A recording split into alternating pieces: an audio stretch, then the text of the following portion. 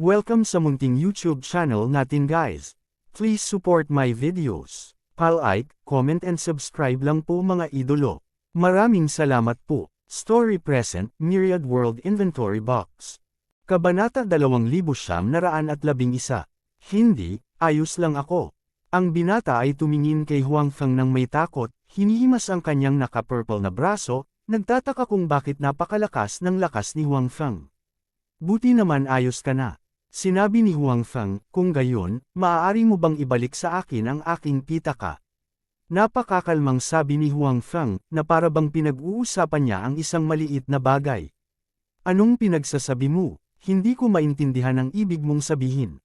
Ang binata ay natatakot pa rin sa lakas ni Huang Feng, ngunit pagkatapos marinig ang mga salita ni Huang Feng, biglang nagbago ang kanyang mukha at gusto niyang umalis.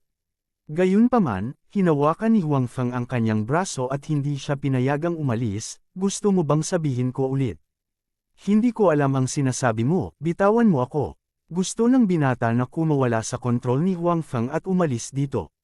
Gayunpaman, ang kamay ni Huang Feng ay parang bakal, na mahigpit na nakatali sa kanya. Kahit anong hirap niya, walang paraan para makalaya. Hindi mo alam. Inabot ni Huang Feng at naglabas ng wallet mula sa kanyang mga braso, at may lumitaw na wallet sa kamay ni Huang Feng. Ano ito? Lalong pumangit ang mukha ng binata, pero hindi pa rin umamin at sinabing, ito ang wallet ko, paano mo kukunin ang wallet ko? Wallet mo, alam mo ba kung ano ang nasa loob nito? Sabi ni Huang Feng. Nanlamig ang mukha ng lalaki. Obviously, hindi kanya ang wallet na ito, at hindi niya alam kung ano ang laman nito.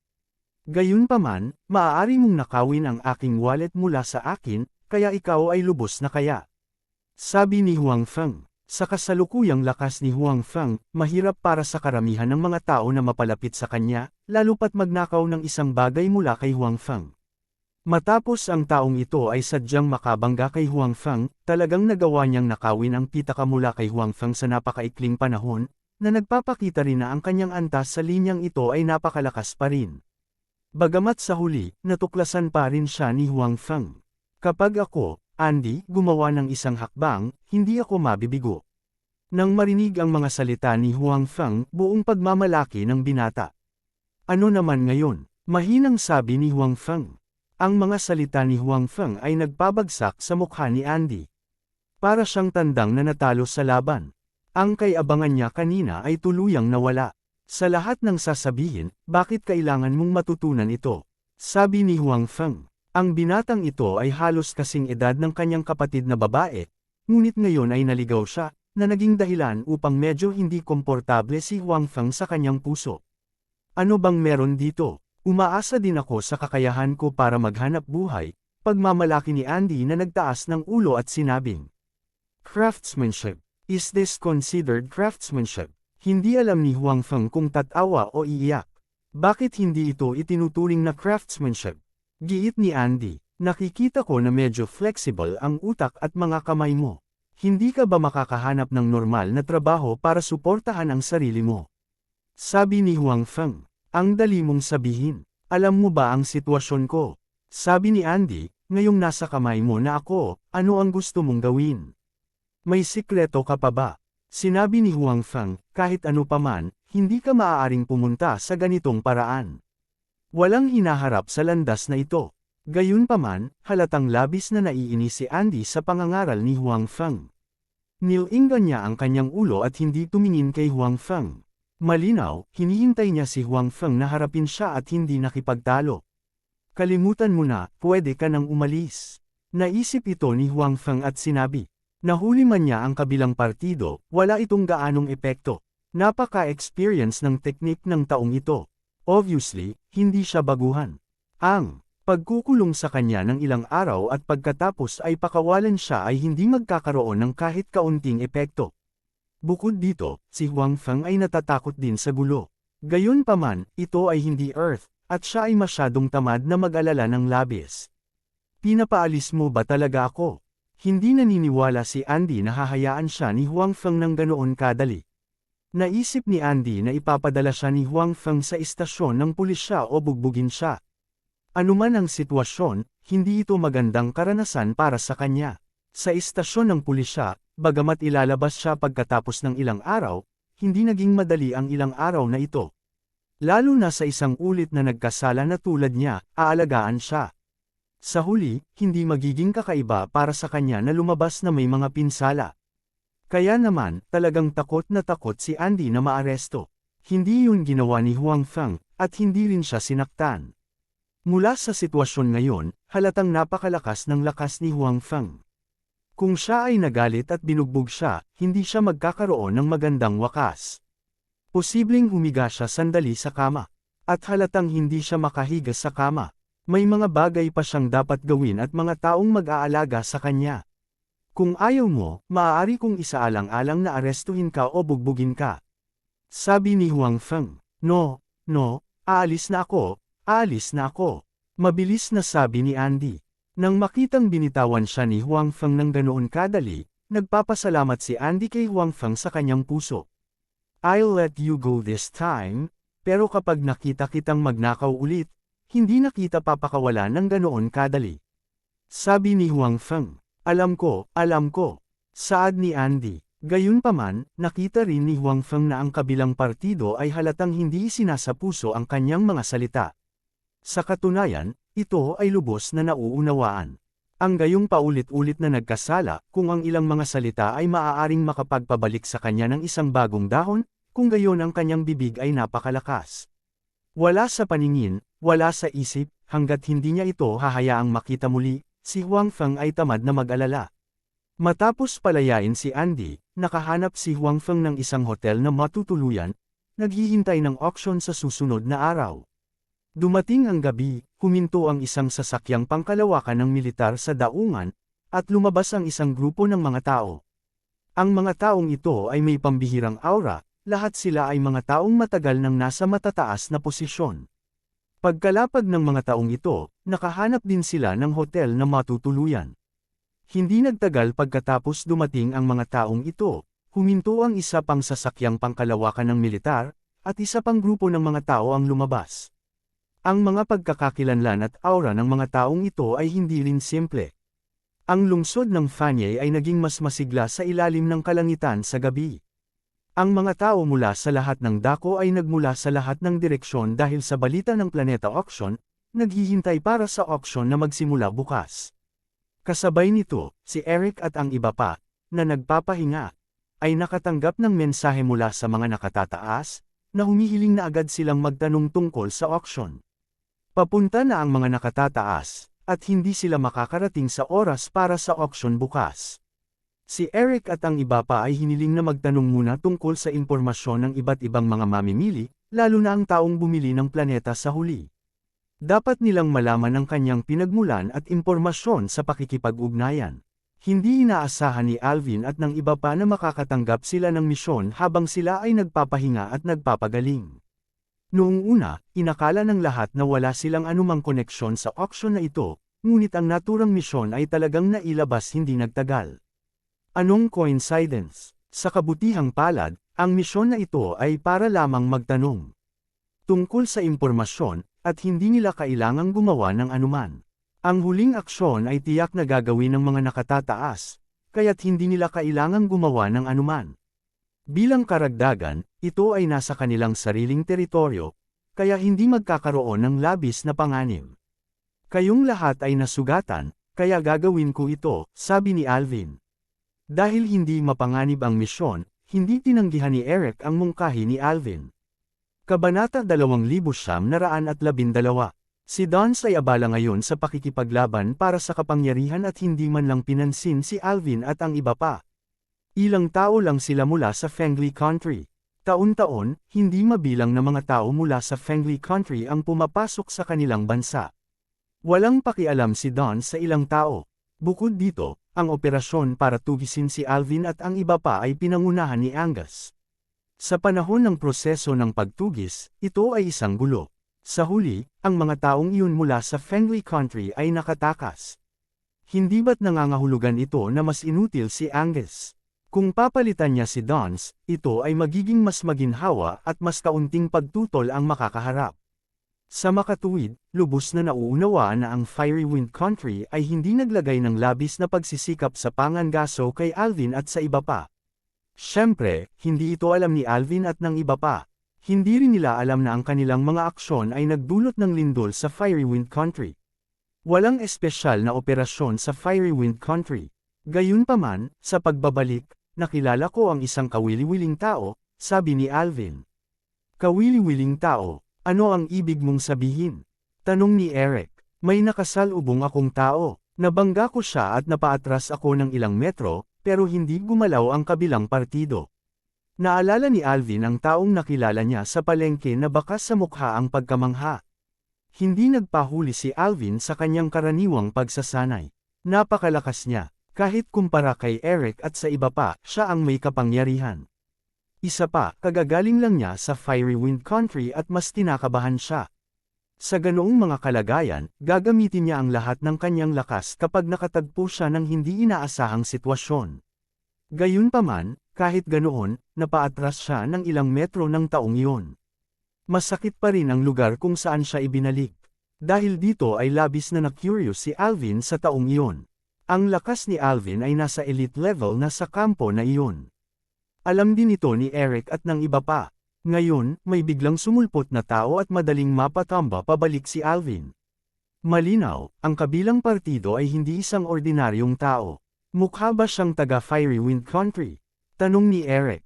Hindi nakakagulat na ang mga especially iya ay ipinadala sa pagitan ng Fiery Wind Country at ng Fengji Country. Dahil maaari silang makalusot sa Fiery Wind Country, kung gayon ang Fiery Wind Country ay maaari ding makalusot sa Fengli Country. Lalo na sa ganitong sensitibong oras, mas malamang. Hindi siya mukhang isa. Naalala ni Alvin ang hitsura ni Huang Feng at umiling. Ang mga tao ng Blazing Wind Nation at Fender Nation ay magkamukha sa mga tuntunin ng hitsura, ngunit yun. Kung titingnang mabuti, makikita nila ang pagkakaiba. Gayunpaman, sa tingin ko ay hindi siya mukhang isang taga Fender Nation, dagdag ni Alvin. Hindi siya isa sa atin, hindi rin siya mula sa Blazing Wind Nation. Bahagyang natigilan si Eric. Sa planetang ito, imposibleng dalawa lang ang bansa, ang Blazing Wind Nation at ang Fender Nation. Mayroon pa ring ibang mga bansa. Gayunpaman, kumpara sa dalawang superpower na ito, ang mga bansang ito ay mas maliit. Bukod dito, karamihan sa mga bansang ito ay umaasa sa dalawang superpower na ito. Oo, tumango si Alvin. Lumabas lang ako at may narinig akong balita. May magsusubasta ng pagmamay-ari ng isang planeta dito bukas. Ang balitang ito ay, nakaakit ng maraming tao, maraming mga estranghero sa lungsod. May mga taong galing din sa ibang bansa na dumating. Marahil ay naakit din ang taong iyon sa balitang ito. Dahil bukas ay isusubasta ang pagmamay-ari ng planetang iyon, maraming tao na interesadong bilhin ito o pumunta lamang upang panuurin ang kasiyahan ay dumating na. Ang balitang ito ay unti-unting kumalat sa lungsod. Hindi na nagulat si Alvin sa balitang ito. Ay auction ang pagmamay-ari ng isang planeta. Alam ba ito ng mga tao sa itaas? Tanong ni Eric. Bagamat may panuntunan na ang sinumang makatuklas ng isang planeta na walang nakatira ay maaaring bumuo at gumamit nito, maraming tao ang nakakaunawa na ito ay isang formalidad lamang. Sa katunayan, ang mga planetang iyon ay mahuhulog sa mga kamay ng dalawang superpower. Walang magrereklamo tungkol sa pagkakaroon ng mas maraming mapagkukunan at planeta. Ang dalawang superpower ay nakikipagkumpetensya sa isa't isa, kaya't pareho nilang nais na dagdagan ang kanilang lakas at palawakin ang kanilang teritoryo. Sa makatuwid, kapag natuklasan ang isang mahalagang planeta, ang dalawang superpower na ito ay tiyak na gagawa ng paraan upang makuha ito. Ang isang individual o isang tiyak na puwersa ay walang paraan upang makipagkumpetensya sa dalawang superpower na ito. Sa karamihan, maaari lamang nilang subukang ipaglaban ang ilang mga benepisyo. Ngunit ngayon, ang pagmamay-ari ng isang planeta ay isusubasta. Bukod dito, napakaraming mamimili. Malinaw, ang planetang ito ay dapat na mahalaga. Sa ganitong paraan, tiyak na kikilos ang dalawang superpower. Wala akong alam dito, sabi ni Alvin. Napagtanto din ni Eric na mali siya. Kababalik lang nila mula sa Blazing Wind Nation. Bukod dito, ang ganitong uri ng bagay ay wala sa saklaw ng kanilang responsibilidad. Paano nila malalaman ang bagay na ito? Sa sobrang daming bumibili, naniniwala ako na dapat malaman ng mga tao sa itaas ang tungkol sa bagay na ito sa lalong madaling panahon. Dapat may lumapit, sabi ni Eric. Bagamat walang kinalaman sa kanila ang bagay na ito, nababahala pa rin si Eric sa kanyang bansa. Natural, gusto niyang maging malakas ang kanyang bansa hanggat maaari. Kung makakaapekto ba ito sa interes ng iba, wala siyang masyadong pakialam. Wala nang pakialam ang lahat sa bagay na ito.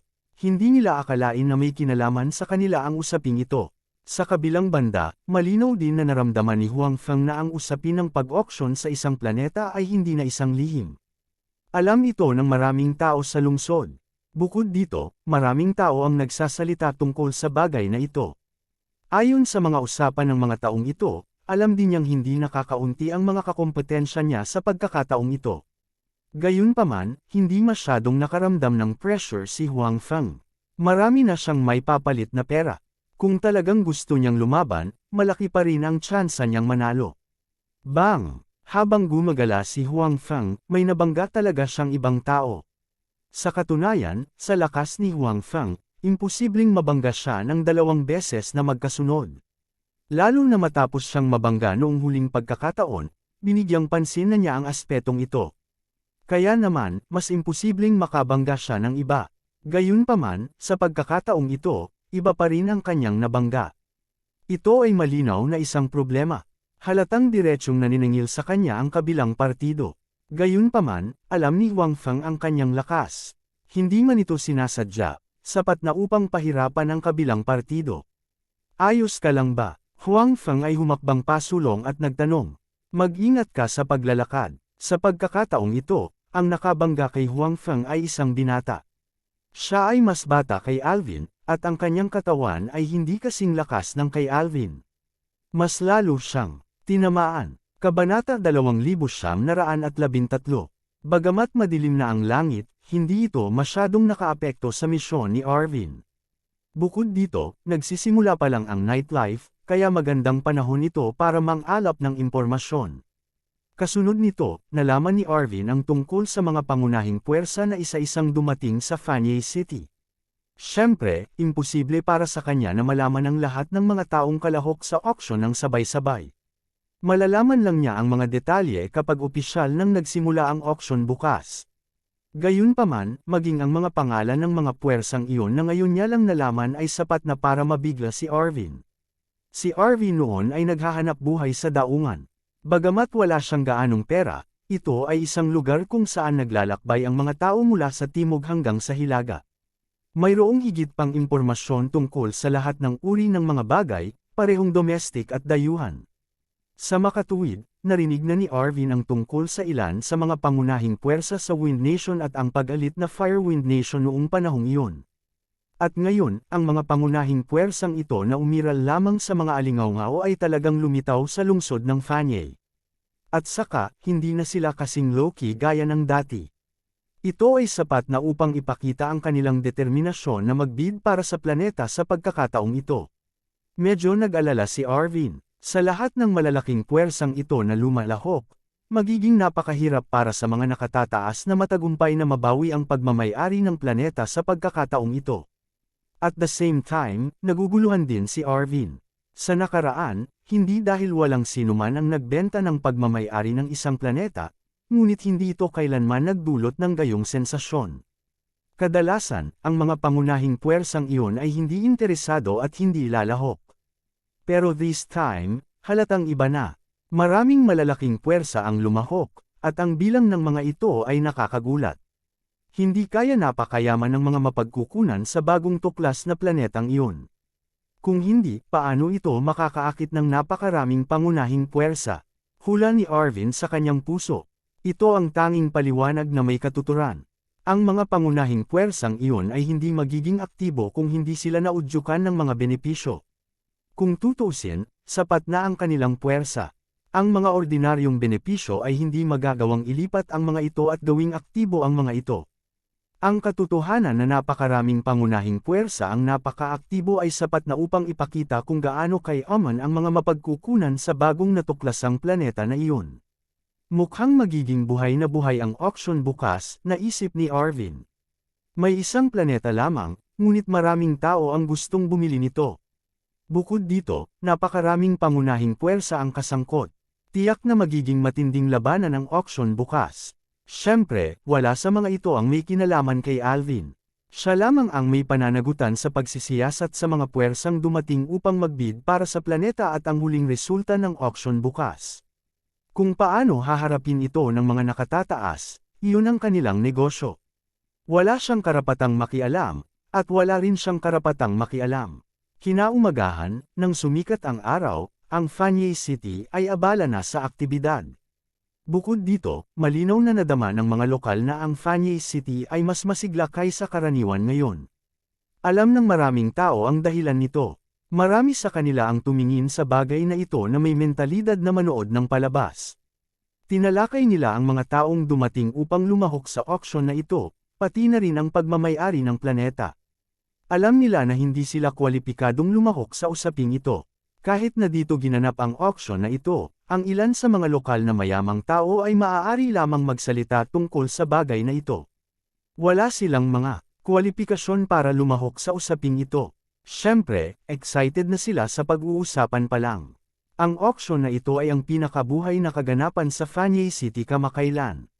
Sa napakaraming malalaking puwersang dumarating, iniisip din ng ilang mayayamang tao kung ano ang may dudulot sa kanila ng auction na ito. Hindi sila kwalipikadong magbid para sa planetang iyon, ngunit magagamit nila ang pagkakataong ito para makilala ang higit pang mga tao, lalo na ang mga mula sa malalaking puwersa. Kung maaari silang makipag-ugnay sa mga taong iyon, kung gayon ito ay lubos na kapakipakinabang para sa kanilang pag-unlad. Sa ganitong paraan, naging mas masigla ang buong lungsod ng Fanyei. At umalis si Huang Feng sa hotel sa buhay na kapaligiran na ito, naghahanda na pumunta sa lugar ng auction. Kitang-kita niya ang pananabik ng mga tao sa paligid niya, at inaabangan nila ang dakilang okasyong ito.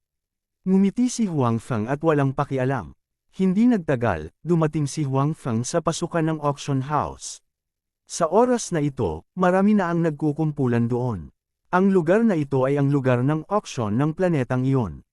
Maraming mga tao na may kakayahang lumahok ay sumugod na. Sa bakana ng auction house, marami ring tao na walang kakayahang bumili. Nandito lang sila para manood ng palabas. Sa katunayan, ang bilang ng mga taong ito ay higit pa sa mga taong aktwal na nakikilahok sa auction. Kung tutuusin, bagaman napakalakas ng mga taong maaaring lumahok sa auction ng isang planeta, tiyak na hindi mataas ang kanilang bilang. Nang malapit nang pumila si Huang Feng para pumasok, nakita niya ang isang pamilyar na figure. Saglit siyang nag-alinlangan, saka lumakad, hinawakan ang braso ng tao, at kinaladkad siya palayo bago pa makapag-react ang tao. Anong ginagawa mo? Bilasan mo at bitawan mo ako. Sigaw ni Andy habang nagpupumiglas. Pagkatapos, nalaman niyang ang humihila sa kanya ay ang taong nakilala niya kahapon. Dahil dito, mas naging marahas si Andy. Naisip niya na si Huang Feng ay naghahanda upang maghiganti para sa kanyang mga aksyon kahapon, at ito ay nagpatakot sa kanya. Kung ayaw mong mamatay, sumama ka sa akin, mahinang sabi ni Huang Feng, na may bakas ng ayaw sa kanyang tono. Bahagyang natigilan si Andy, at ang kanyang mga paa ay hindi sinasadyang sumunod kay Huang Feng. Hinayla ni Huang Feng si Andy pabalik sa kinatatayuan niya kanina at sinabing, hindi ba sinabi ko sa iyo na huwag mong gawin ang ganitong bagay kahapon? This is my business. You can't control it. Matigas na sabi ni Andy, hindi ko ninakaw ang wallet mo ngayon. Hindi mo ako mahuli, at hindi mo ako matamaan. Sinaktan ka, sinabi ni Huang Feng, hindi kita papatulan. Hinayla kita rito para iligtas ka. Iligtas mo ako. Natarante si Andy, gusto mo bang nakawin ang wallet ng taong naka-gray sa harap mo? Tanong ni Huang Feng. Walang malay na sinulyapan ni Andy ang tao. Aaminin pa lang niya ay agad siyang nag-react at umiling. Wala akong ninakaw. Napadaan lang ako. Dumaan. Tumawa si Huang Feng. Alam mo ba kung anong nangyayari dito ngayon? Ito ay isang auction house, hindi isang kalye. Paano ka makakadaan dito? Panipi. Hindi ba pwede? Hindi ito ang iyong tahanan. Maaari akong pumunta at umalis ayon sa gusto ko. Tumanggi si Andy na aminin. Okay, pagkatapos ay maaari kang magpatuloy sa pagdaan. Kung hindi ka natatakot sa kamatayan, sabi ni Huang Feng habang pinakawalan niya si Andy.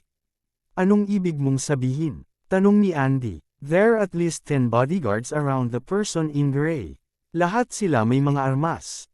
I can guarantee that if you make a move, you or die here in the next second. Sabi ni Huang Feng, syempre, dadaan ka lang. Hindi mo kailangang mag-alala tungkol dito, di ba? Kabanata 2914. Matapos marinig ni Andy ang mga salita ni Huang Feng, hindi niya namamali na sinulyapan ang taong naka-gray ngayon.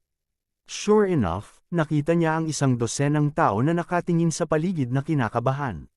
Bagamat hindi niya alam kung sila ang mga bodyguard na binanggit ni Huang Feng, kitang-kita na ang mga taong iyon ay kasama ng taong kulay abo dahil nakatayo sila sa paligid ng taong kulay abo. Naisip ni Andy ang kahihinatnan ng kanyang mga aksyon at hindi niya maiwasang paliitin ang kanyang leeg. Itinuon lang niya ang atensyon sa taong naka-gray kanina at pinabayaan ang mga tao sa paligid niya. Muntik na siyang maging miserable. Anong wala? Natatakot ka ba? Nakita ni Huang Feng ang ekspresyon ni Andy at nakangiting sinabi. Anong kinakatakutan ko? Daan lang ako, yun lang, sabi ni Andy. Sige, dadaan ka lang ha. Sinabi ni Huang Feng, gayunpaman, kailangan kong ipaalala sa iyo na bagamat maraming mayayaman ang naririto ngayon, wala sa kanila ang simple. Kung talagang maglakas loob kang magnakaw dito, ikaw ay magiging lubhang kahabag-habag. Maraming mayayaman sa okasyon ngayon. Hindi naman masama na sumulpot dito si Andy. Gayunpaman, napabayan niya na wala sa mga mayayaman ang simple. Kung siya ay maglakas loob na magnakaw, ang posibilidad na mahuli sa lugar ay napakataas. Mayaman ka rin ba? Tumingin si Andy kay Huang Feng at nagtanong. Uri nang. Sabi ni Huang Feng, nandito ka rin para sa auction na ito. Tanong ni Andy, well, marami kang alam. No wonder nandito ka. Ngumiti si Huang Feng. Sok, alam ng karamihan sa syudad ang tungkol dito. Hindi ko alam kung ano ang kakaiba dito. Naiinis na sabi ni Andy. Kung ganoon, dapat alam mo rin na maraming makapangyarihang tao ang narito ngayon. Kung mahulog ka sa kamay ng isang tao, hindi ko na kailangang sabihin ito, alam mo ang kahihinatnan. Sabi ni Huang Feng, kapag ako, Andy, gumawa ng isang hakbang, hindi ako nabigo, pagmamalaki ni Andy. Ganun ba? Parang may nahuli ako kahapon. Ngumiti si Huang Feng. Noon lang ako nabigo. Nabawasan ng husto ang kayabangan ni Andy. Dahil may unang pagkakataon, magkakaroon ng pangalawang pagkakataon. Walang sino man ang makakasiguro na hindi sila mabibigo. Kapag nabigo sila, ang iba ay maaaring hindi kasing magnanimous ko. Sabi ni Huang Feng, lalo na ngayon. Kung mahuli ka, mapilayan ka kahit hindi ka mamatay. Alam ni Andy na tama ang sinabi ni Huang Feng. Ang mga taong pumunta dito ngayon ay pawang big shots. Kapag nahuli siya ng mga taong ito, hindi na sila makikipag-usap sa kanya ng walang kaparirikan. Ang direktang pagpilayan sa kanya ay isang magaang parusa. Ang mga taong ito ay walang pakialam sa isang buhay. At ang intervention ni Huang Feng ngayon ay maituturing na nagligtas sa kanya minsan. Sige, pwede ka nang umalis. Huwag mong gawin ang trabahong ito sa hinaharap, sabi ni Huang Feng kay Andy. Sa oras na ito, turn na niya na pumasok. Kung papipiliin ako, hindi ko rin gagawin ito, mahinang sabi ni Andy. Bagamat mahina ang kanyang boses, malinaw na maganda ang pandinig ni Huang Feng. Parang narinig niya na may tinatago si Andy. Magtatanong pa lang sana siya kung anong nangyayari, nagsalita na ang auction house staff sa harap niya. Sir, dahil sa espesyal na sitwasyon ng auction ngayon, kailangan mong magbayad ng deposito bago pumasok. Ibabalik ng buo ang deposito kapag umalis ka sa auction house. Sinabi ng staff kay Huang Feng. Malinaw na alam ng auction house na espesyal ang sitwasyon ngayon. Siguradong maraming tao ang gustong pumasok at tingnan. Kahit na hindi sila sumali sa auction, magandang tingnan ang mundo at panoorin ang saya. Pagkatapos ng lahat, ang ganitong uri ng bagay ay hindi isang bagay na maaaring makatagpo anumang oras. Kung masyadong maraming hindi nauugnay na tao ang pumasok, malinaw na makakaapekto. Ito sa normal na pag-unlad ng auction. Bukod dito, ang mga taong iyon mula sa malalaking paksayon ay halatang ayaw na may ilang hindi mahalagang tao na lumitaw sa gayong okasyon. Mawawalan sila ng katayuan. Sa makatuwid, ang auction house ay dumating sa pangangailangan ng pagbabayad ng deposito upang makapasok. Sa ganitong paraan, maitatanggi nila ang mga naririto lamang para manood ng palabas. Ang depositong binayaran ay hindi maliit na halaga.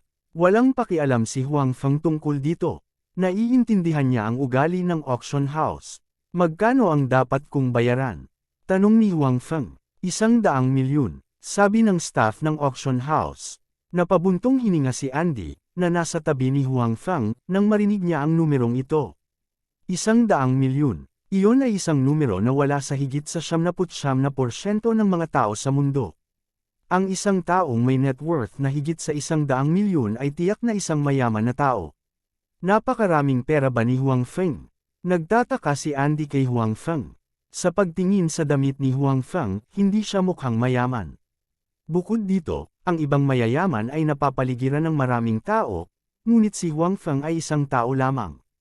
Kahit anong tingin niya rito, hindi siya mukhang taong kayang maglabas ng 100 milyon. Gayunpaman, pagkatapos marinig ang mga salita ng kabilang partido, hindi nagbago ang ekspresyon ni Huang Feng. Tumango siya at sinabing, "Okay, paano ako magbabayad? 100 milyon, para sa mga tao sa mundong ito o sa mga tao sa Earth, ay isang astronomical na numero. Napakakaunting mga tao ang maaaring magkaroon ng ganoong halaga. Gayunpaman, ang mga bagay na isino-auction ngayon ay medyo espesyal." Kahit na si Huang Feng ay hindi lumahok sa isang katulad na auction, lubos niyang naiisip na ang huling presyo ng planeta ay tiyak na higit sa 100 milyon. Sa makatuwid, ganap na nauunawaan na magbayad ng deposito na 100 milyon. Karamihan sa mga tao ay malinaw na hindi maaaring kumuha ng ganitong halaga ng pera, kaya sila ay tinanggihan sa pinto. Ang mga taong talagang gustong bilhin ang planeta ay dapat magkaroon ng ganitong halaga ng pera, kaya wala silang pakialam. Ilipat mo na lang yung pera sa account ng auction house natin. Sabi ng staff, pagkatapos ay kumuha siya ng isang maliit na instrumento at ibinigay kay Huang Feng at sinabing, "Basta may card ka, magagamit mo ito para direktang maglipat ng pera." Napagtanto ni Huang Feng na mayroon siyang pera sa kanyang storage box. Maaari niya itong ipagpalit sa pera ng mundong ito anumang oras, ngunit wala siyang bank card sa panahong ito at espasyo, kaya walang paraan upang bawiin ang pera. Mukhang kailangan muna niyang kumuha ng card. "Sorry, wala akong card. Kukuha muna ako ng card at babalik ako mamaya," sabi ni Huang Feng. "Sige po." Ang ugali ng staff ay magalang gaya ng dati, at hindi niya minamaliit si Huang Feng dahil nagdududa siya sa kanyang mga mapagkukunang pinansyal. Gayunpaman, si Andy, na hindi pa umalis, ay tumingin kay Huang Feng na may kainahinala at nagtanong, "Talaga bang napakaraming pera mo? Hindi ka naman naghahanap ng dahilan para tumakas, di ba?" "Panipi, tumakas." Tinapik ni Huang Feng ang kanyang ulo at sinabing, "Bibigyan kita ng trabaho. Dalhin mo ako sa pinakamalapit na bangko. Gusto kong kumuha ng card. Kapag dinala mo ito sa lugar, bibigyan kita ng tip." Talaga, naningkit ang mga mata ni Andy. "Pupunta ka ba o hindi?" "Kung hindi ka pupunta, hahanap ako ng iba," sabi ni Huang Feng. Bagamat halos naglibot dito si Huang Feng kahapon, talagang hindi niya napansin kung nasaan ang bangko. Talagang kailangan niya ng mamumuno. "Oo, pupunta ako," mabilis na sabi ni Andy. Ang ganitong trabaho na kayang kumita at hindi naman masyadong mahirap, hindi siya susuko. Kabanata 2915. Sa pangunguna ni Andy, nakahanap si Huang Feng ng isang bangko. Ang dahilan kung bakit hinanap ni Huang Feng si Andy ay hindi lamang para makahanap ng mamumuno. Sa mundong ito, wala siyang ID card o iba pa. Malinaw na hindi madaling makakuha ng bank card, at ang mga taong tulad ni Andy na tumabi sa kalsada ay may ilang paraan sa bagay na ito. Oo naman, pagkatapos mangakong bibigyan si Andy ng ilang benepisyo, matagumpay na natulungan ni Andy si Huang Feng na makakuha ng pekeng ID card, at ginamit ni Huang Feng ang ID card na ito para matagumpay na makakuha ng bank card. "Ayaw mo bang maglagay ng pera dito?" Nakita ni Andy na direktang umalis si Huang Feng pagkatapos makakuha ng bank card, at nag-aalinlangan siyang nagtanong. "May tutulong sa akin na magdeposito," sabi ni Huang Feng habang naglalabas ng 10,000 yuan at iniabot ito kay Andy, "Ito ang tip mo." Gamit ang isang bank card, ang pera ay maaaring direktang palitan sa storage box, at hindi na kailangang si Huang Feng mismo ang maglipat ng pera. Siyempre, maaari ring direktang palitan ni Huang Feng ang pera sa storage box sa cash, tulad ng ibinigay niya kay Andy ngayon. Gayunpaman, ang 10,000 yuan sa cash ay posible pa rin, ngunit ang 100 milyon o higit pang pera ay napakahirap dalhin sa paligid, kaya isang bank card ay kinakailangan. Kinuha ni Andy ang pera kay Huang Feng na may pagtataka at nauuto, ito, sobra na. Nanguna lang siya at gumastos ng ilang dosenang yuan para makakuha ng pekeng ID card mula sa kanyang mga kaibigan. Binigyan talaga siya ni Huang Feng ng napakalaking tip na ikinagulat niya at natakot. Sobra-sobra na talaga ang ganoong tip para mahawakan niya. Hindi naman masyado, nakangiting sabi ni Huang Feng, syempre, kung sa tingin mo ay sobra-sobra, maaari mong ibalik sa akin ang ilan. Hindi, mabilis na inilagay ni Andy ang pera sa likod niya, umatras ng 2 hakbang at sinabing, Sir, naibigay na ang tip, wala nang dahilan para bawiin. Inakala ni Andy na si Huang Feng ay isang ordinaryong tao lamang, ngunit ngayong nakikita na si Huang Feng ay napakabukas palad, halatang hindi siya isang ordinaryong tao, at binago ang paraan ng kanyang pakikipag-usap sa kanya, at may higit na paggalang sa kanyang mga salita. Ngumiti si Huang Feng, nagbibiro lang siya, at ayaw niya talagang bawiin ang pera. Wala siyang pakialam sa kaunting pera na iyon, at tila makakatulong ito kay Andy. Gusto mo bang kumita ng mas maraming pera? Nakangiting tanong ni Huang Feng. Oo naman. Mabilis na sabi ni Andy. Napakabukas palad ni Huang Feng, syempre, gusto ni Andy na magpatuloy sa paglilingkod kay Huang Feng, at makakuha ng higit pang mga tip. Sumunod ka sa akin, sabi ni Huang Feng. Nang marinig ito ni Andy, masunurin niyang sinundan si Huang Feng sa kanyang tabi. Let's talk about your business. Habang nasa daan, tila casual na ibinuko ni Huang Feng ang kanyang bibig. Hindi naman talaga masama ang impresyon ni Huang Feng kay Andy. Bagamat ang proseso ng pagkakakilala ng dalawa ay hindi masyadong maayos, nakita ni Huang Feng na hindi masama ang ugali ni Andy. Bukod sa mga nauna niyang sinabi, tila may mga sikreto si Andy. Naisip ni Huang Feng na kung magtagumpay siya sa pagbili ng planeta, tiyak na kakailanganin niyang minahan ang mga mapagkukunan sa planeta. Gayunpaman, hindi niya magagamit ang mga taong nakuha niya upang minahan ang mga mapagkukunan. Sobra ang gastos niyan. Sa karamihan, gagamitin niya ang mga alipin na nakuha niya mula sa pamamahala ng planeta. Para sa mga taong nasa ibaba niya, mas angkop para sa kanya na gamitin ang mga tao sa espasyo-panahong ito. Sa ganitong paraan, mas mainam na magkaroon ng isang tagapamagitan tulad ni Andy. Ito ay dahil din sa layunin ni Huang Feng na tulungan si Andy. Kung hindi ito magiging imposible kahit na walang ganoong tao.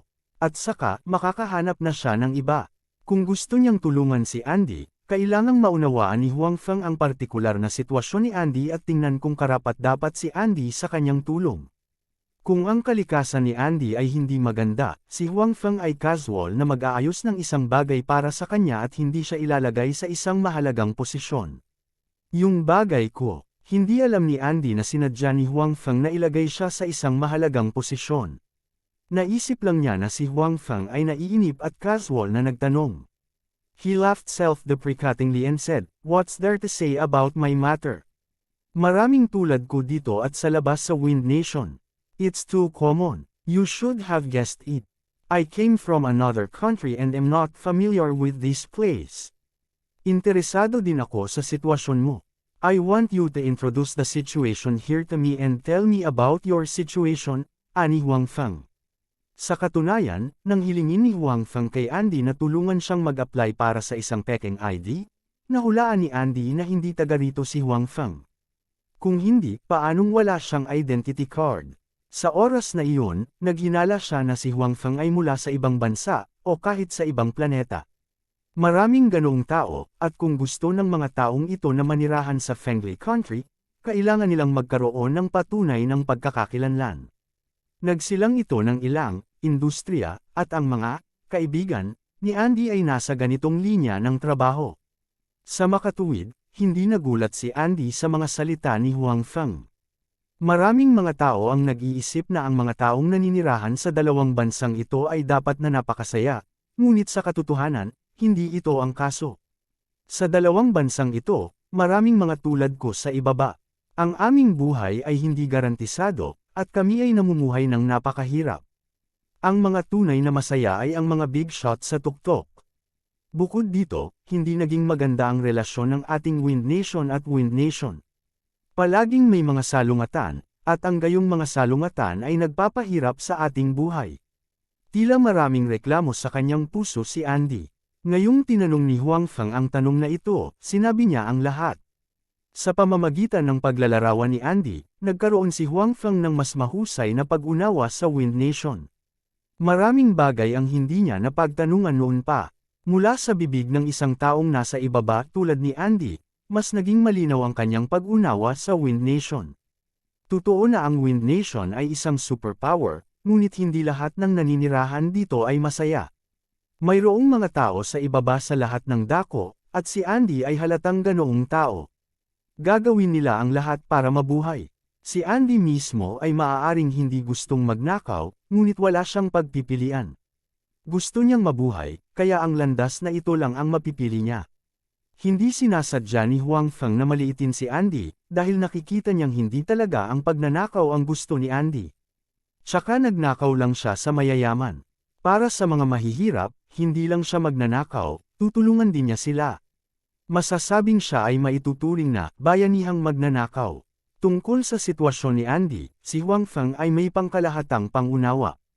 Mayroon siyang nakababatang kapatid na babae at may sakit na lola sa bahay. Ang buong pamilya ay umasa sa kanya upang suportahan sila. Hindi naman sa hindi siya nagtrabaho noon, ngunit kahit na ang pinakamababang antas, ang pinakamahirap na uri ng trabaho, mayroong maraming kompetisyon.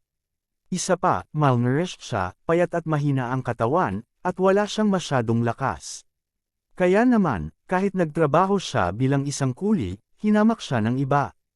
Kabanata 2916. Ang sitwasyon sa Fengli Country ay hindi kasing tugma ng nakita ni Huang Feng. Noong una siyang dumating, nakakita siya ng mataong eksena. Gayunpaman, sa ilalim ng mataong eksenang ito, maraming tao ang tulad ni Andy, na hindi man lang matugunan ang kanilang mga pangunahing pangangailangan. Ayon kay Andy, sa mga slum na kanilang tinitirhan, maraming mandurukot, peking sertipiko, at maging mga pulubi na tulad niya. Upang kumita ng kabuhayan, ang mga tao ay maaari lamang gumamit ng mga maling paraan. At si Andy ay isa lamang sa mga taong ito. Habang nagkukwentuhan ang dalawa ay nakabalik na sila sa entrance ng auction house. Ayon kay Andy, ang auction house na ito ay isa sa pinakamalaking auction house sa Fengli Country. Mayroon itong mga sangay sa karamihan ng mga lungsod sa Fengli Country. Ito ay makapangyarihan at may magandang reputasyon. Sa katunayan, ito ay naiintindihan. Kung hindi ito isang mapagkakatiwalaang auction house, hindi maglalakas loob si Bao na ibigay sa kanila ang isang malaking bagay. At ang mga customer na dumating ay hindi maglalakas loob na basta-basta magbayad ng napakaraming deposito. Sir, pakibayad po ng deposito. Sana po maintindihan nyo, muling sinabi ng staff sa pinto kay Huang Feng. Tumango si Huang Feng at ibinigay ang bank card sa staff at sinabing, gusto ko siyang isama.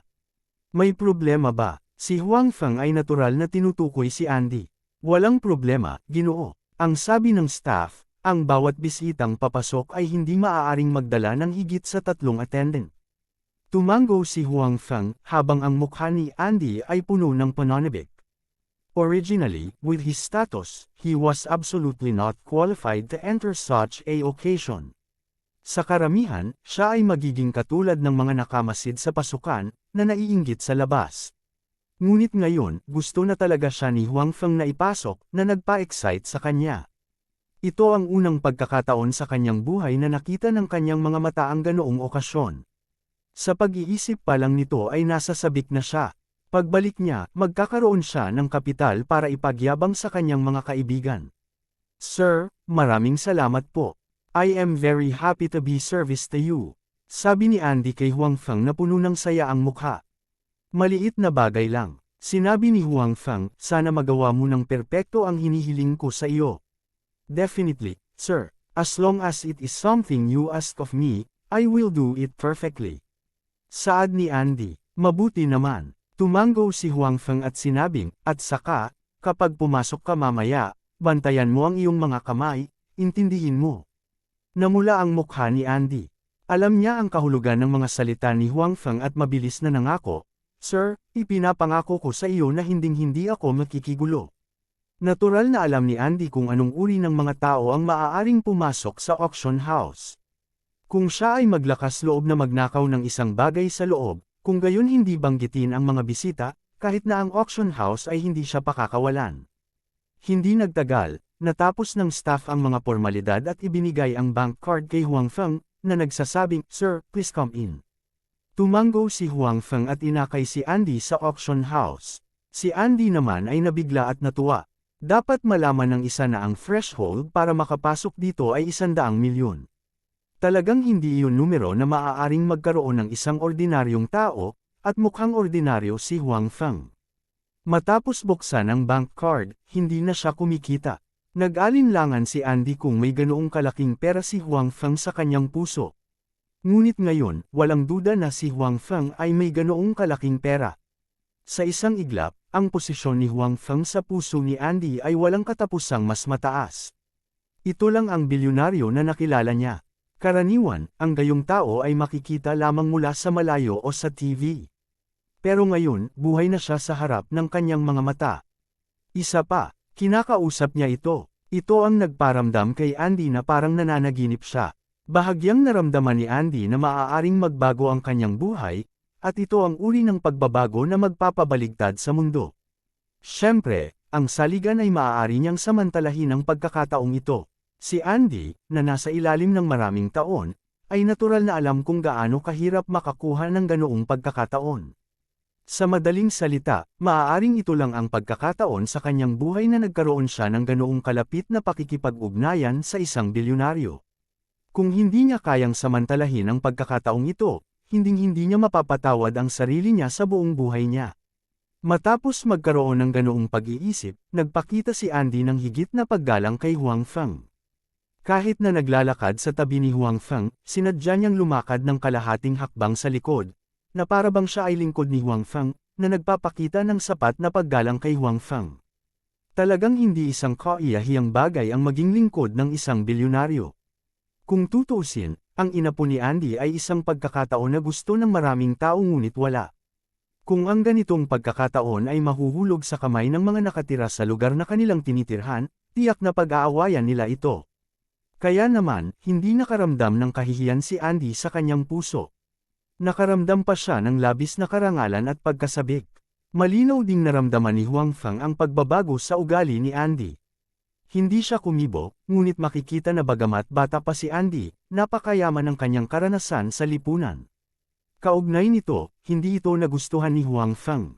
Ang pamumuhay sa ganoong kapaligiran, alam kung paano maging flexible at yumuko ay hindi isang masamang bagay. Ito ay nagbigay daan sa kanya upang mabuhay ng mas mahusay. Kailangang sabihin na napakalakas pa rin ng auction house na ito. Bagaman ito ay isang sanga lamang, ang dekorasyon sa loob ay napakaganda, na nagbibigay sa mga tao ng napakadakila at marangal na pakiramdam. Si Huang Feng ay nakakita ng marami pang marangal na lugar, kaya wala siyang anumang espesyal na damdamin tungkol dito.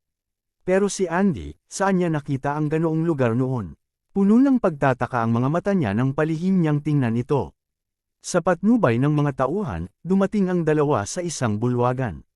Sa oras na ito, marami ng tao rito. Sa paghusga mula sa momentum ng mga taong ito, ang mga taong ito ay hindi ordinaryong tao. Sa harap ng sitwasyong ito, napakalma ni Huang Feng. Ito ay hindi tulad ng hindi siya nakakita ng mas marangal na tao, kaya wala siyang anumang espesyal na damdamin.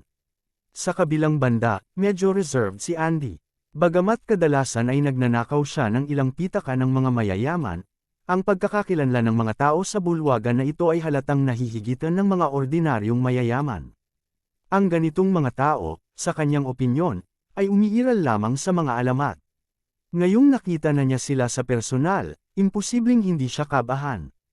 Huwag kang masyadong kabahan, tao din sila, dalawa rin ang ilong at isang mata. Wala silang pinagkaiba sayo. Nakita ni Huang Feng ang kaba ni Andy at sinabing, bukod dito, hanggat sumunod ka sa akin, ang iyong pagkakakilanlan ay hindi magiging mas mababa kaysa sa kanila.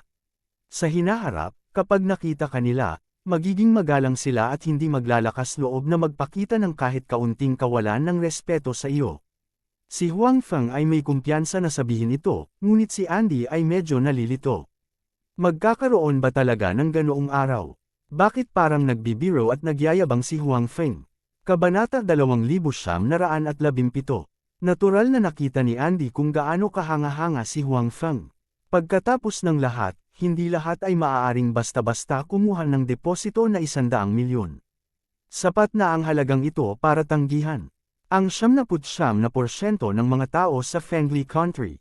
Gayunpaman, hindi naniniwala si Andy na ang katayuan ni Huang Feng ay maaaring mas mataas kaysa sa mga taong ito sa harap niya. Pagkatapos ng lahat, si Huang Feng ay tila medyo mapayapa, at kahit na mukhang hindi naiiba sa isang ordinaryong tao. Gayunpaman, ang mga taong ito sa harap niya ay pawang mapagmataas. Sa unang tingin, masasabi niyang matagal na silang nasa mataas na posisyon. Talagang hindi sila ordinaryong tao. Sa makatuwid, sa puso ni Andy, si Huang Feng ay mas masahol pa rin kaysa sa mga taong ito sa harap niya. Nakita ni Huang Feng na hindi naniwala si Andy sa sinabi niya, pero ngumiti lang siya at walang pakialam. Ang ganitong bagay ay hindi isang bagay na maaasahan niya sa pagsasabi lamang nito. Sa paglipas ng panahon, parami ng parami ang mga taong nagkukumpulan sa bulwagan, at ito ay naging mas masigla. Nagtipon pa ang ilang pamilyar na tao para makipag-chat. Ang ganitong uri ng okasyon ay malinaw na isang magandang sosyal na okasyon. Gayunpaman, ito ay walang silbi para kay Huang Feng dahil sa bulwagan, wala siyang kakilala maliban kay Andy. Natural, walang darating para makipag-chat sa kanya. Nasaan man ito, palaging may mayayamang tao, lalo na sa mga superpower tulad ng Fengji Country at ang Fiery Wind Country. Marami pa ring mayayaman, ngunit marami sa kanila ay hindi kilala ng mga ordinaryong tao.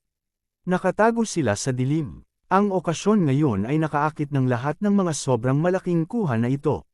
Kung tutusin, hindi naging madali ang paghahanap ng isang planetang walang nakatira. Ang isang planeta na walang mga tao at mapagkukunan na tulad nito ay mas bihira. Kahit na ang Fengli Country at ang Fiery Wind Country ay tumitingin sa planetang ito ng may pag-iimbot, at kahit na binili ng bumibili ang planetang ito, maaaring hindi niya ito mapanatiling magpakailanman. Gayunpaman, ang mga super big shot na ito ay malinaw na hindi ordinaryong tao. Nagkaroon sila ng mayamang koneksyon sa kani-kanilang bansa.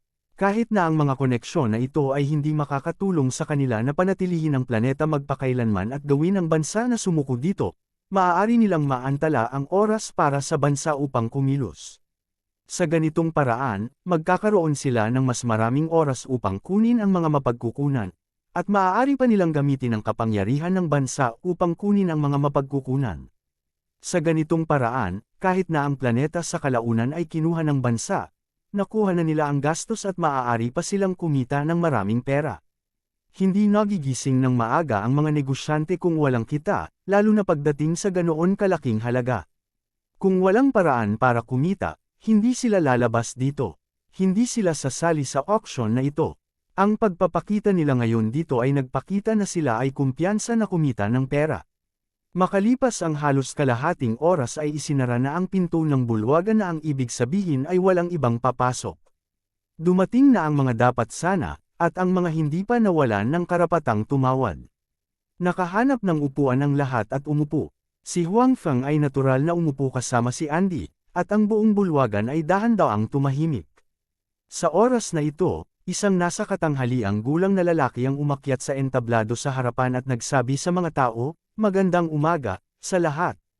Marahil marami sa inyo ang hindi nakakakilala sa akin. Hayaan akong magpakilala. Ang pangalan ko ay Bao. Ang auction ngayon ay ako ang nagpasimula, at isa lang ang dapat ay auction. Sa tingin ko alam na ng lahat iyon. Oo, planeta ito." Sa pagsasalita tungkol dito, huminto ng kaunti si Bao, tumingin sa mga mukha ng mga taong naroroon, at nagpatuloy, "Natuklasan ko lang ang planetang ito ilang araw na ang nakakaraan. Ayon sa mga regulasyon ng Federation, nasa akin ang pagmamay-ari ng planetang ito. Gayunpaman, alam ko na limitado ang aking kakayahan, kaya ngayon gusto kong i-auction ang planetang ito, kaya naman ginanap ang auction ngayon." Ang planetang ito ay may oxygen at tubig, kaya ang mga tao ay maaaring manirahan dito. Bukod dito, bukod pa sa mga pangunahing elementong ito, mayroon ding mayayamang-yamang mineral. Ang mga yamang ito ay maaaring gamitin sa paggawa ng mga sasakyan, sasakyang pangkalawakan, at maging ng mga mecha. Masasabing ang lahat ng mga mapagkukunang ito ay lubhang kapaki-pakinabang, at ang halaga ay napakataas. Kung hindi dahil sa katotohanang wala akong kakayahan, hinding-hindi ko ibebenta ang planetang ito. Pagkatapos magsalita ni Baud, lumitaw ang projection ng isang planeta sa malaking screen sa likod niya. Habang nag-zoom in ang camera, ang ilan sa mga bagay sa planeta ay pumasok sa paningin ng lahat. Ang planetang ito ay ang natuklasan ni Baud, at mayroong isang detalyadong pagpapakilala ng planetang ito sa projection. Makikita na si Baud ay mahusay na naghanda para sa auction ngayon. Mula sa projection, kitang-kita ng lahat na talagang maraming mineral veins sa planeta, at ang ilan sa mga mayamang ores ay nakalantad pa sa hangin. Makikita na maraming mineral na ugat sa planeta. Bilang karagdagan sa mga ugat ng mineral, ang planeta ay mayroon ding masaganang mapagkukunan ng tubig at iba't ibang mga hayop, ngunit walang mga tao na makikita. Ito ay talagang isang primitive na planeta na angkop para sa tirahan ng tao. Bueno, ipinakilala ko na ang sitwasyon ng planetang ito ng detalyado. Dapat lahat ay may pangunawa sa planetang ito sa ngayon. Ang proseso ng projection ay tumagal ng higit sa 1 oras bago nagbigay si Baude ng magaspang na pangkalahatang ideya ng sitwasyon ng planeta. Siyempre, may isang bagay na hindi niya sinabi, at ito ang pinakamahalagang bagay, at iyon ang lokasyon ng planetang ito. Ang lokasyon ng planetang ito ay maaari lamang kumpirmahin ng mamimili bago niya sabihin sa bumibili. Yung iba naman, natural na hindi niya sasabihin. Gayunpaman, kahit na hindi niya ito sabihin, malalaman ito ng iba sa ibang pagkakataon, ngunit ito ay magtatagal, at ang pagkakaiba sa oras na ito ay para sa mamimili upang maghanda para sa pagtatanggol o sa akin. Kung tungkol sa haba ng pagkakaiba ng oras, mahirap sabihin. Maaaring ito ay mahaba, o maaaring ito ay maikli. Katulad ng planetang nadiskubre ni Baud noong nakaraan, naghahanda pa lang siyang minahan nito nang matuklasan ang lokasyon. Pagkatapos nito, ang planeta ay inagaw. Ang ganda talaga ng planetang ito. Matapos basahin ni Huangfeng ang pagpapakilala ni Baud, lubos siyang nasisiyahan sa planetang ito. Ang lugar ng planetang ito ay maaaring hindi kasing laki ng Earth, ngunit ang mga mapagkukunan dito ay napakayaman. Marami na sa kanila ang natuklasan ng Baud, at marami pang mapagkukunan. Dahil sa maikling panahon, malamang na hindi pa sila natuklasan ni Baud. Kung pagsasama-samahin ang lahat ng mga mapagkukunang ito, ang kabuuang halaga ng mga mapagkukunan ay maaaring hindi mas mababa sa Earth. Isipin mo, kung mayroon akong mga mapagkukunan ng isang buong planeta, gaano karaming kayamanan iyon? Ito ay hindi naman isang bagay na mabibili ng pera. Bukod dito, natuklasan din ni Huangfeng na ang ilan sa mga mapagkukunan sa planetang ito ay magagamit sa Earth, at ang ilan ay hindi. Ang mga mapagkukunan na magagamit na, maaaring gamitin ni Huangfeng ang mga ito sa Earth. Ang pagkontrol sa mga mapagkukunan ay nangangahulugan ng pagkontrol sa buhay ng maraming industriya. Napakalinaw ni Huangfeng tungkol dito. Ang mga mapagkukunang hindi available sa Earth ay maaari ding gamitin sa espasyong ito, at ang epekto ay mas malaki pa. Kabanata 2918. Si Huangfeng ay lubos na nasisiyahan sa planetang ito, at ito ay naging mas determinado siyang bilhin ang planetang ito. Napakahalaga sa kanya ng planetang ito. Si Andy naman ay napatulala sa eksenang ito. Kadalasan, magdadalawang isip siya ng matagal bago bumili ng tinapay. Sa huli, hindi niya matiis na bumili ng maganda. Ngunit ngayon, nakaupo siya rito, pinapanood ang isang grupo ng mga tao na pinag-uusapan ang pagbebenta ng isang planeta. Ito ay baliw. Dahil dito, nakaramdam si Andy ng hindi katotohanan. Lahat, naunawaan na ninyo ang sitwasyon ng planetang ito. Ngayon, opisyal na magsisimula ang auction. Ang panimulang presyo ay 1 bilyon. Ang bawat pagtaas ay hindi dapat mas mababa sa 100 milyon. Muling tumunog ang boses ni Baude. Ang bilang na ito ay hindi nakakagulat. Pagkatapos ng lahat, ito ay isang buong planeta, mayaman sa mga yamang mineral, at angkop para sa tirahan ng tao. Naturally, ang presyo ay hindi magiging mababa. Gayunpaman, nang marinig ni Andy ang numerong ito, nadama niya na ito ay baliw, at hindi totoo. Dapat malaman ng isang tao na ang kanyang ipon ay hindi pa umabot sa 5 digit.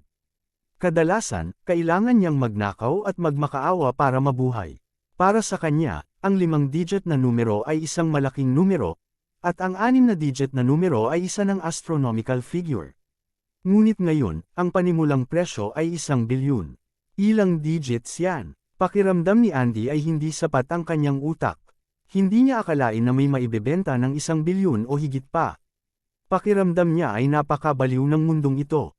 Gayunpaman, nang tumingin siya kay Huang Feng sa tabi niya, nakita niyang kalmado siya. Dahil dito, lalo pang hinangaan ni Andy si Huang Feng. Si Huang Feng ay talagang hindi isang ordinaryong tao. Pagkatapos magsalita ni Bao De, walang nagbid sa auction hall. Sa halip, bumagsak ito sa nakakatakot na katahimikan. Tumayo si Bao De sa entablado, nakaramdam ng kaunting pagkabalisa. Hindi kaya walang gustong magbid dito. Naisip ba nilang lahat na ang presyo ay masyadong mataas? O naisip ba nila na hindi nila ito maitatago kahit na binili nila ito? Kung sa palagay nila ay hindi nila ito kayang itago, hindi na nila kailangang lumahok sa auction ngayon.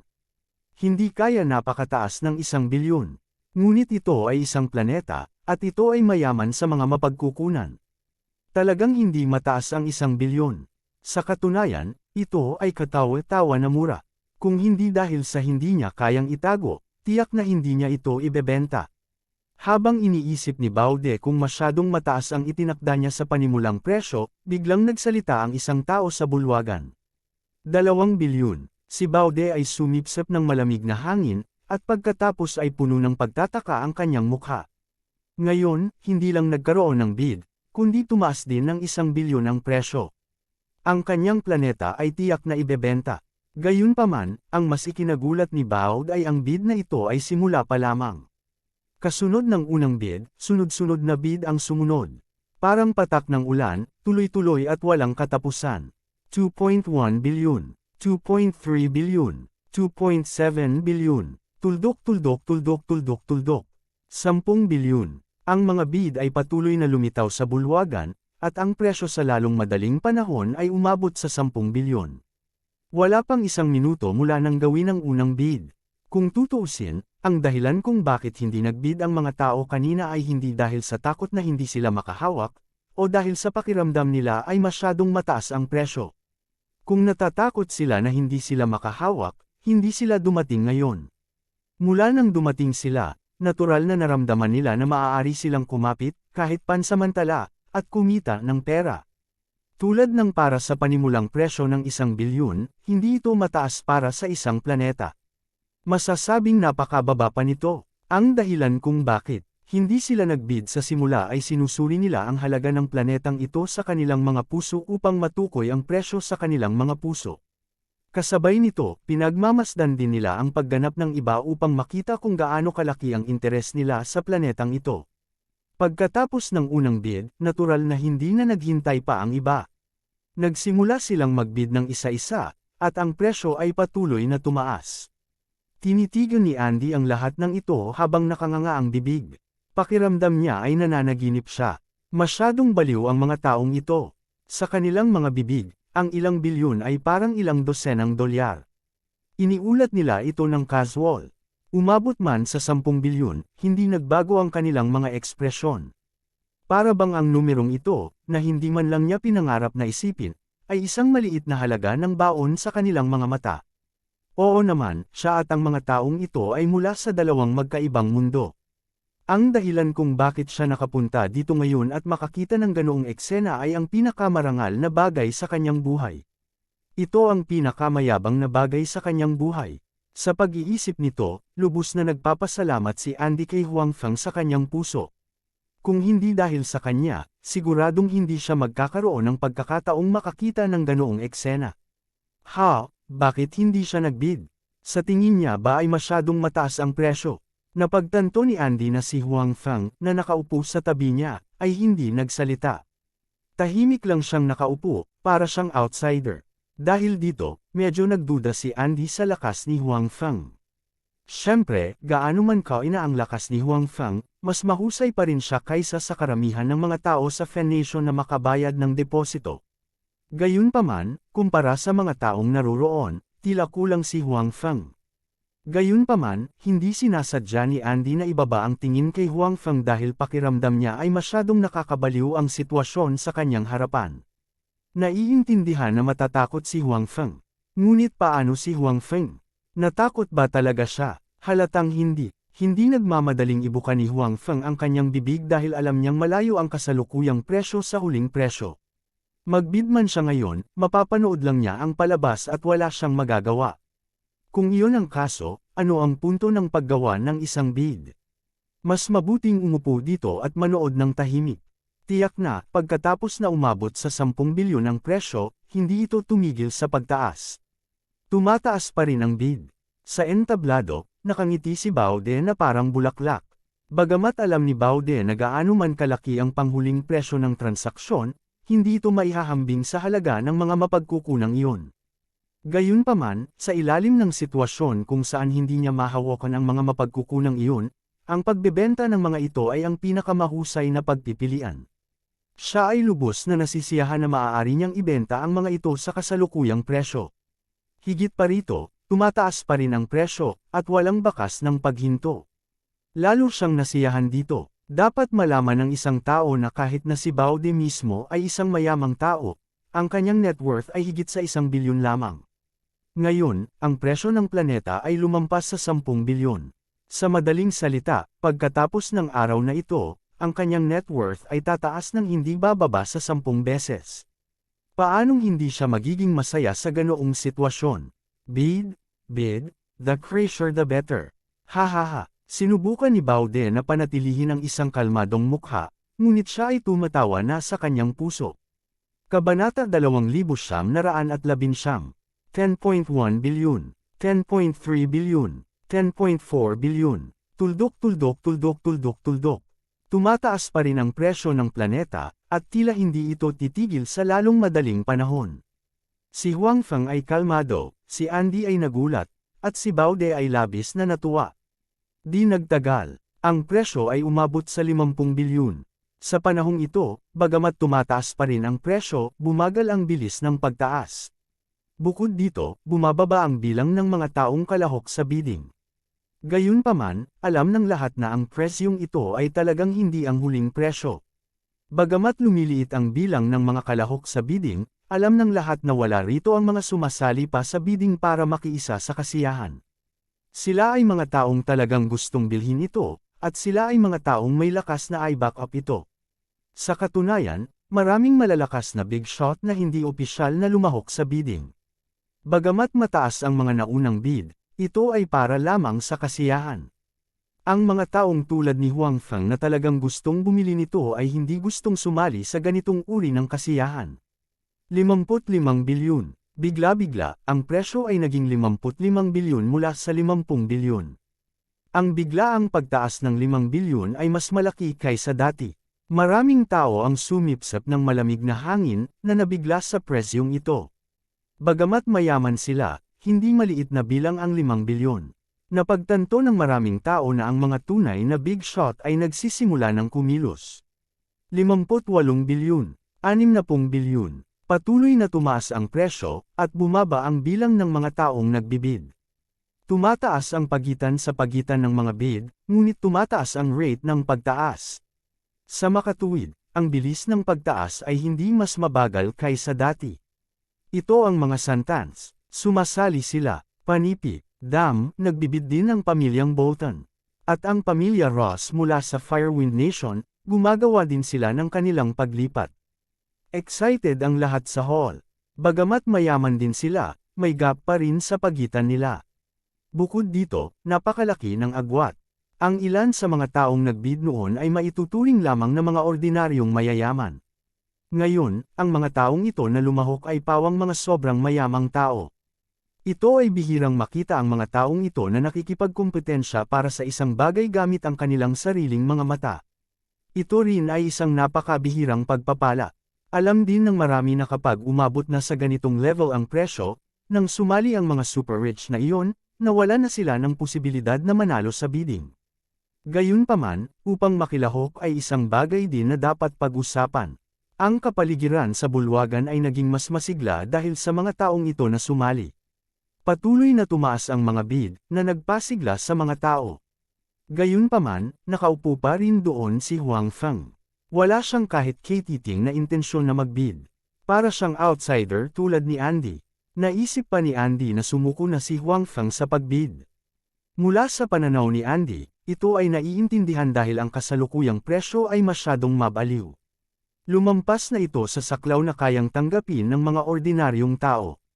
Kahit na mayaman si Huang Feng, malamang na magkakaroon lang siya ng ilang daang milyon, o hindi hihigit sa ilang bilyon. Ang bilang na ito ay medyo mataas na sa mata ng mga ordinaryong tao. At least alam ni Andy na hinding-hindi siya magiging ganoon kay Aman sa buhay niya. Nalampasan na ni Huang Feng ang 79% ng mga tao sa Windwind Nation. Gayunpaman, napakaraming big shot ang naruroon ngayon. Hindi sapat ang net worth ni Huang Feng. Naiintindihan ito ni Andy at natural na hindi mangungut siya kay Huang Feng. Hindi siya kwalipikadong kutsain si Huang Feng. Sumuko na ba talaga si Huang Feng? Hindi niya ginawa. Buti na lang hindi pa siya nagsasalita. Anyway, hindi niya kailangang sumali sa isang auction mula sa simula hanggang sa katapusan.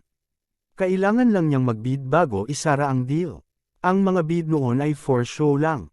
100 bilyon. Habang si Huang Feng ay nakaupo doon ng mahinahon at si Andy ay nanunood na parang nanunood ng isang magandang palabas, ang presyo ng planeta ay hindi sinasadyang umabot sa 100 bilyon. Iyon ay 100 bilyon. Hindi ito $1,000. Pakiramdam ni Andy, ang nakita niya ngayon ay hindi niya naiintindihan. Ito ay isang walang katulad na panaginip na araw. Matapos ang presyo ay umabot sa 100 bilyon, ito ay tila umabot sa isang threshold. Natahimik ang buong hall. Tila natutunaw ng lahat ang epekto ng bilang na ito at sinusuri kung dapat silang magpatuloy, at kung sulit ito. Sa ilalim ng normal na mga pangyayari, ang isang planeta na may mga mapagkukunan at angkop para sa pag-areglo ng tao ay tiyak na nagkakahalaga ng higit sa 100 bilyon. Kahit 1 trilyon o 10 trilyon ay hindi imposible. Pagkatapos ng lahat, ito ay isang buong planeta na may walang limitasyong potensyal. Talagang napakalaki ng halaga nito. Bukod dito, ang maging may-ari ng isang planeta ay isang napakasayang bagay. Gayunpaman, iba ang sitwasyon ngayon. Alam ng lahat ang tungkol sa lakas ng Fiery Wind Nation at Fender Nation. Ang dalawang bansang ito ay karaniwang sakupin ng lahat ng mga planeta. Hanggat ang anumang natuklasang planeta ay may kaunting halaga, nais nilang kunin ito para sa kanilang sarili. Sa makatuwid, upang makabili ng ganoon kahalaga at lubhang napakahalagang planeta, ang isa ay kailangang maging handa upang harapin ang presyon ng dalawang superpower na ito. Mayroong maraming mga tao na may lakas ngayon, at marami sa kanila ay nakatagong mga superpower.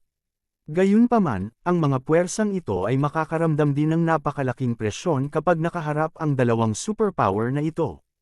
Wala silang kakayahan na iling ang dalawang superpower na ito, kaya kailangan din nilang isaalang-alang ang mga nadagdag at natalo. Ang planeta ay tiyak na aalisin sa huli.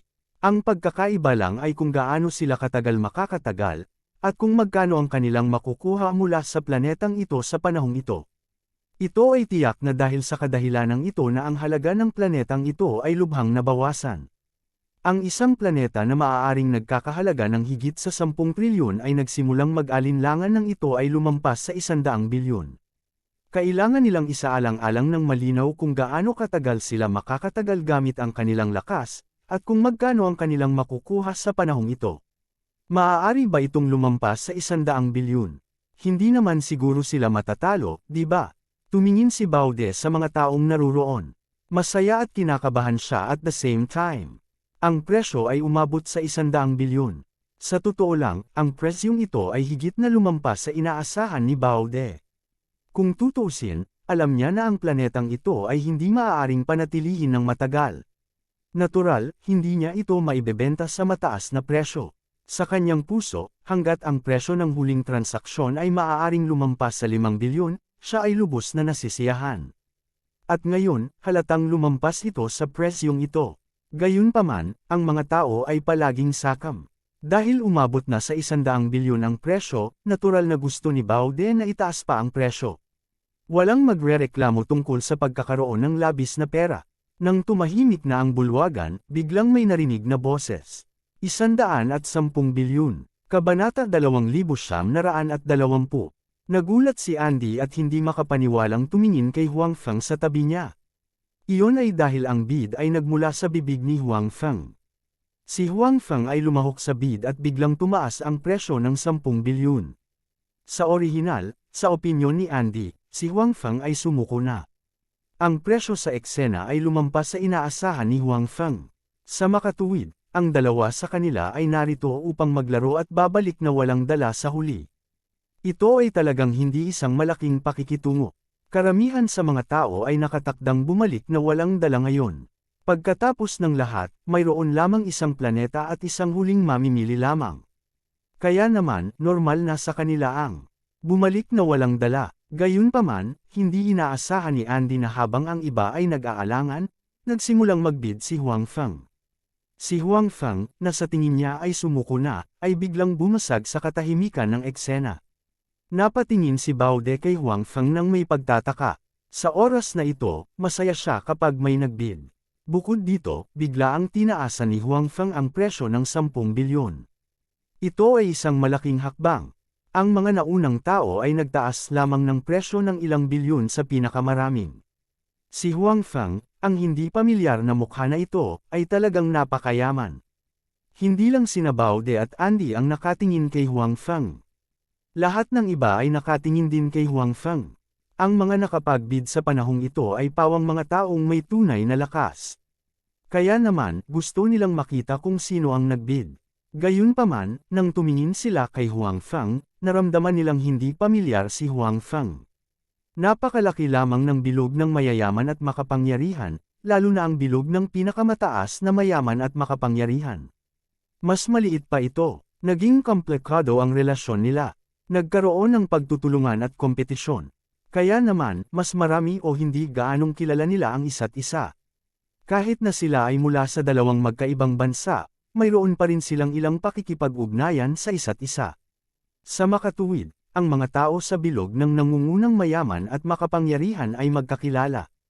Gayunpaman, nang tumingin sila kay Huang Feng, naramdaman nilang hindi pamilyar si Huang Feng. Wala silang impresyon sa kanya.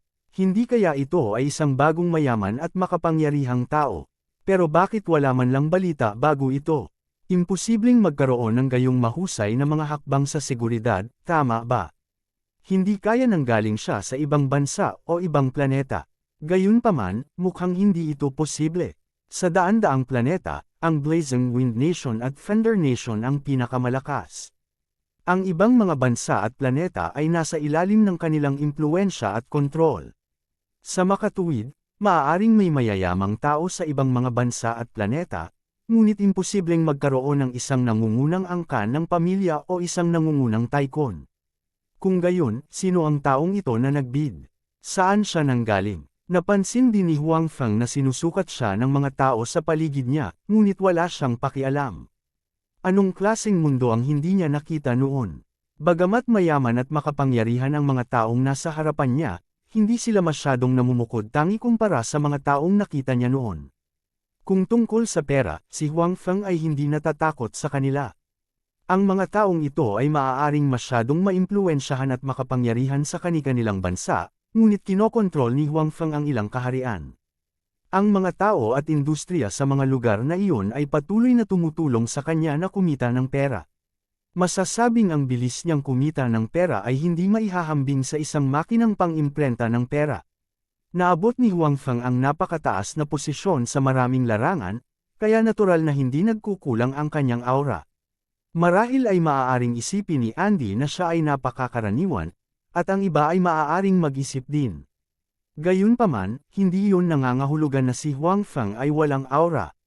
Kaya lang, umabot na siya sa puntong nahihirapan na siyang makita ng mga tagalabas.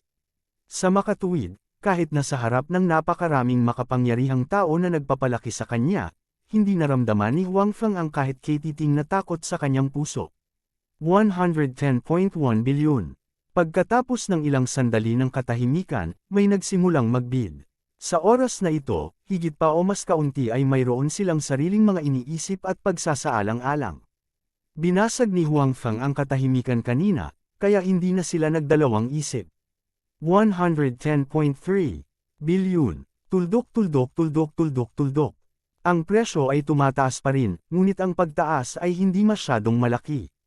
Maraming tao ang lihim na nanonood kay Huang Feng upang makita kung siya ay nagbibid. Kung tutuusin, nagtaas lang siya ng presyo ng 10 billion, na nagpapakitang napakalakas pa rin niya at hindi dapat madaling sumuko. 120 bilyon. Oo naman, hindi sila binaygo ni Huang Feng. Muli siyang nagbid, at iba siya sa iba. Ang iba ay nadagdagan ng daan-daang milyon, ngunit direkta niya itong binilog. May mga bulungan sa hall. Malinaw, ang diskarte ni Huang Feng ay nakakuha ng atensyon ng maraming tao. Nananakot. Maraming mga tao na orihinal na determinadong makuha ang planetang ito ay bahagyang nakasimangot sa oras na ito. Naramdaman nilang lahat ang pressure. Ito ay malinaw na isang malakas na kaaway, at wala silang alam tungkol sa kaaway na ito. Ang gayong kaaway ay malinaw na hindi madaling harapin. Ang presyo ng 120 bilyon ay tila umabot sa pinakadulo sa puso ng maraming tao, na naging dahilan upang sila ay lalong nag-alinlangan. Tuwang-tuwa si Bao nang makita ang tagpong ito. Bilang isang nagbebenta, natural siyang umaasa na ang panghuling presyo ng transaksyon ay magiging mataas hanggat maaari. 121 bilyon. Pagkatapos ng mahabang panahon mag-alinlangan, may tumawad pa rin. Malinaw, ang presyo ngayon ay hindi ang ilalim na linya sa puso ng lahat. Gayunpaman, bago natapos ang echo ng bid na ito sa bulwagan, muling tumunog ang boses ni Huang Feng. 130 bilyon. This time, mas malakas ang usapan sa hall. Masyadong dominante ang performance ni Huang Feng. Determinado siyang makuha ang planetang iyon at wala man lang pakialam sa pera. 130 bilyon, ang halagang ito ng pera, hindi naman kaya ng walang naroroon, kundi ang gumamit ng napakaraming pera para makabili ng planeta na pansamantalang pagmamay-ari lang, sulit ba?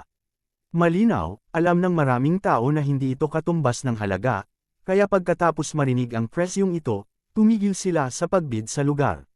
Siyempre, mayroon pa ring mga tao na nag-iisip tungkol sa planetang iyon, ngunit tinatansya din nila ang ilalim na linya ni Huang Feng sa kanyang puso. Sa pagtingin sa hitsura ni Huang Feng, tila bibilhin niya ito kahit magkano ang halaga nito. Gayunpaman, alam ng lahat na si Huang Feng ay tiyak na may ilalim na linya sa kanyang puso. Ang susi ay kung kakayanin nila ang ilalim na linyang ito. Tulala na lang si Andy sa pagkakataong ito. Nakatitig lang siya kay Huang Feng, blanko ang kanyang isip. Talagang nakilala niya ang gayong kahangahangang tao, at nakaupo pa nga sila. Higit sa lahat, ninakaw pa niya ang wallet ng kabilang partido noon.